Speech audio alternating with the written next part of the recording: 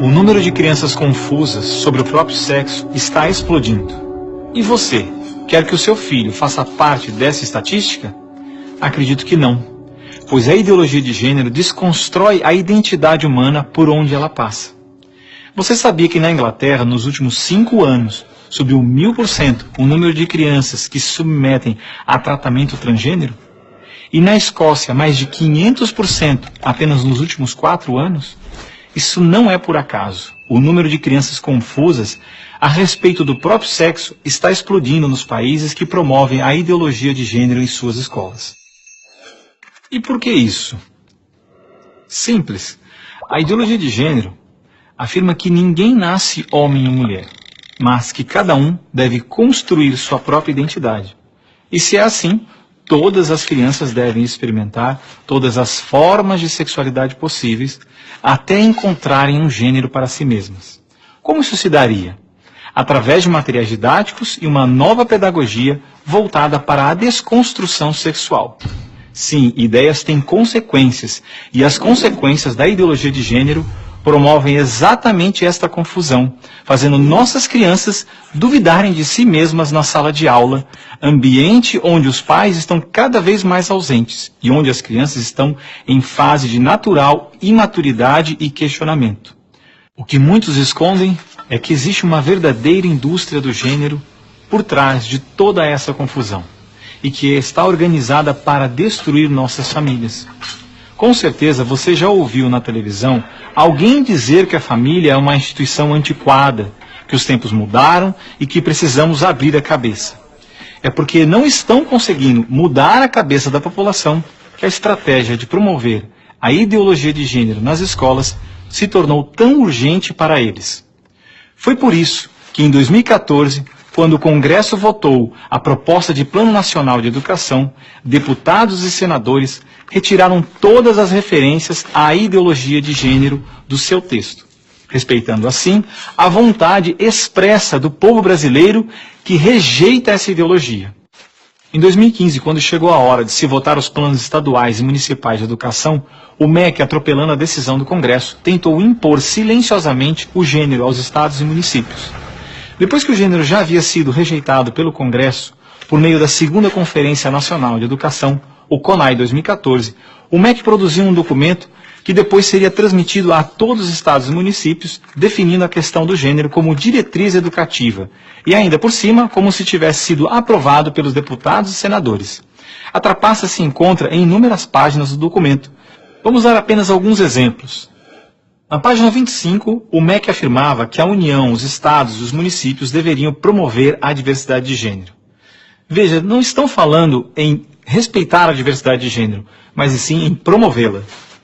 Na página 36, você vai ler que os estados e municípios deveriam disseminar materiais pedagógicos que promovam a igualdade de gênero, orientação sexual e identidade de gênero. Na página 41, que estados e municípios deveriam desenvolver, garantir e executar anualmente nos sistemas de ensino fóruns de gênero. Na página 92, que estados e municípios deveriam ampliar os programas de formação dos professores sobre gênero, diversidade e orientação sexual. Mas vejam, assim como eu, milhares de pais e professores lutaram democraticamente contra o documento em nossas câmaras municipais. O movimento foi histórico e disse não a essa fraude. Cidade a cidade, a ideologia de gênero foi rejeitada dos planos de educação de quase todos os 6.000 municípios brasileiros.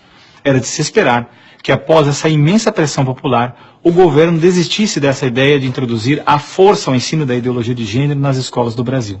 Mas não, o MEC colocou novamente as chamadas questões de gênero na Base Nacional Comum Curricular, um documento que se propõe a impor o conteúdo de aprendizagens consideradas essenciais para todos os alunos brasileiros.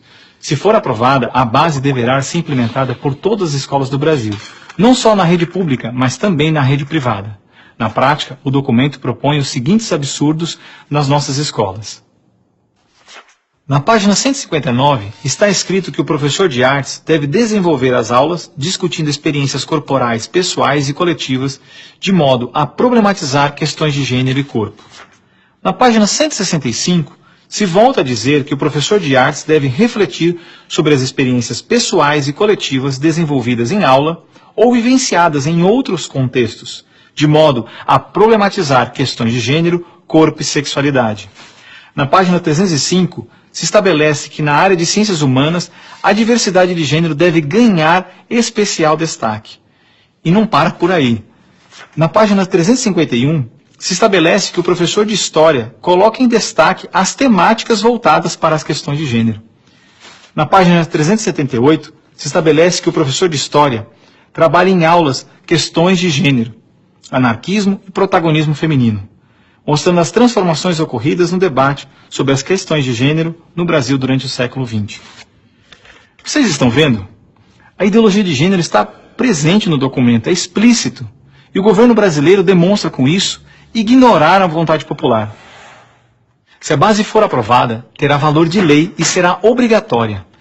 A ideologia de gênero será imposta de forma autoritária como a única moral permitida, quer os pais queiram ou não. Mas o que diz a nossa Constituição?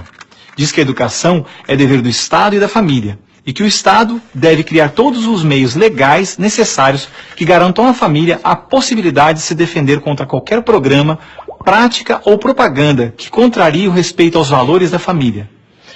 E ainda mais, o artigo 26 da Declaração Universal de Direitos Humanos diz que os pais têm prioridade de direito na escolha do tipo de educação que será ministrada a seus filhos.